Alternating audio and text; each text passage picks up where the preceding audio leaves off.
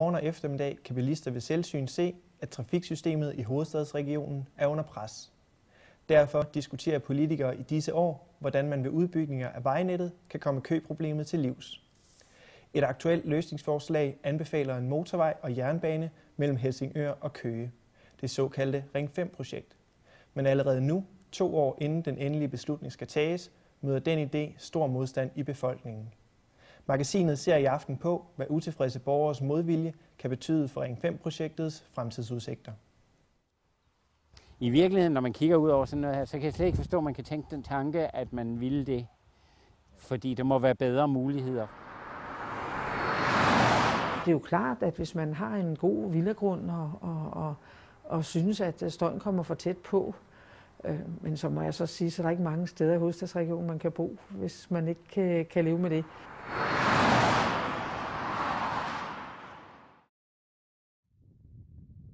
I landsbyen Kirkelte syd for Fredensborg bor Hans Duus. Området prydes af en flot natur med grønne marker og fredfyldte skove. Men landidyllen er truet af en 4-sporet fjende. Ja, Kirkelte bliver jo nærmest udraderet på langs, hvis de lægger den der midt i. En ny motorvej rundt om København. Det er ifølge IBU, Infrastruktur og Byudvikling i Øresundsregionen, en del af løsningen på de trafikale problemer i hovedstadsområdet. Det er sådan, at folk i hovedstadsområdet spilder mere end 100.000 timer i kø i dag. Derfor må man kigge på, hvordan kan man mindske den tid. IBU udsendte i starten af 2011 en rapport med deres anbefalinger til de kommende årtiers udbygning af vej- og jernbanenettet i Øresundsregionen. Rapporten anbefaler, at man anlægger en motorring 5 og en jernbane i den korridor, som de seneste 40 år har været reserveret til udbygninger på transport- og forsyningsområdet.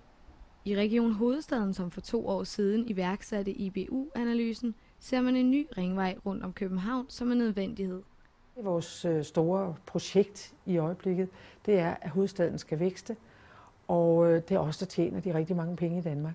Og bliver det ikke tjent her, ja, så bliver det ikke tjent. Så derfor er det så nødvendigt, at vi tager det her på os. Men Hans Duus bryder sig ikke om at skulle udskifte fuglefløjt og fredede skove med motorlarm og et mylder af biler. Det vil give os støj, det vil skære vores samfund i stykker, og det vil ødelægge vores natur og vores miljø på en måde, som jeg ikke synes, der er sagligt belæg for. Sammen med en gruppe andre skeptiske borgere stiftede Hans Duus for nylig foreningen Nej til Ring 5. Og skal man tro besøgstallet på foreningens hjemmeside, er interessen for sagen stor. Men det er ikke kun på borgerplan, at motorvejsprojektet møder modstand. 3 nordsjællandske kommuner har indtil videre meldt ud, at de er negativt stemt over for en Ring 5. Og hos Danmarks Naturfredningsforening ser man også kritisk på projektet. Men der er altså også et massivt problem heroppe i det område her. Ring 5 er et stort problem, fordi at Nordsjælland rummer noget af Danmarks flotteste og mest beskyttelsesværdige natur, også internationalt set. Der er især 2 områder, som kommer i spil, hvis man skal realisere Ring 5 i det, der hedder transportkorridoren. Det er de fredede områder mellem Store Dyrehave og Tokkøb Hegn ved Kirkelte. Og så er det det, der hedder den øvre Mølleådal, som ligger omkring Bastrup Sø.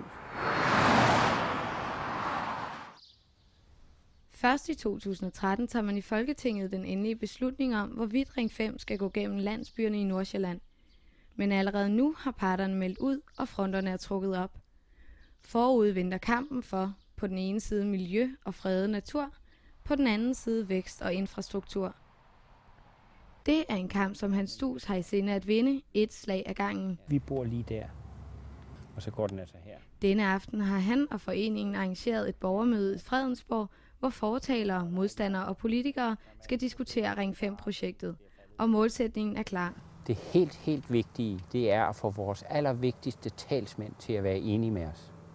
For det er nemlig sådan, at hvis vi kan få borgmesteren og byrådet til med høj stemme og klar stemme at sige, at vi vil ikke have en motorvej igennem vores landsbyer, så er chancen for, at den ikke kommer rigtig stor.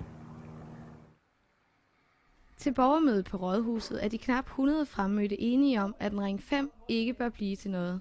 Men hos regionsrådsformanden møder modstanden ikke meget sympati. Mange af de her folk, der er på banen lige nu, det er jo også folk, som er veluddannede og sådan noget. Og de ved simpelthen godt, at de har lagt og købt et hus op ad en trafikkorridor. Så det kommer jo ikke bag på dem. Ifølge trafikforsker Per Hohmann bør politikerne dog ikke undervurdere modstanden blandt borgerne.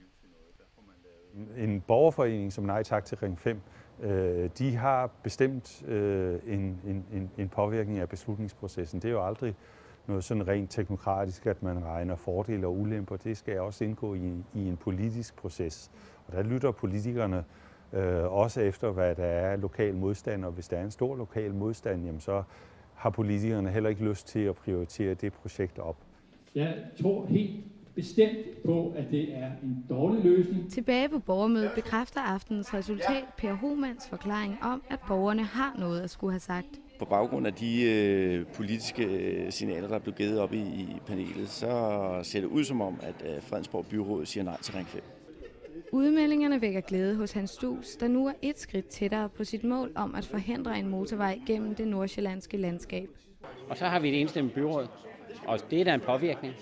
Fordi hvis alle kommunerne siger nej tak, så bliver det jo ikke. Jeg er rigtig godt tilfreds.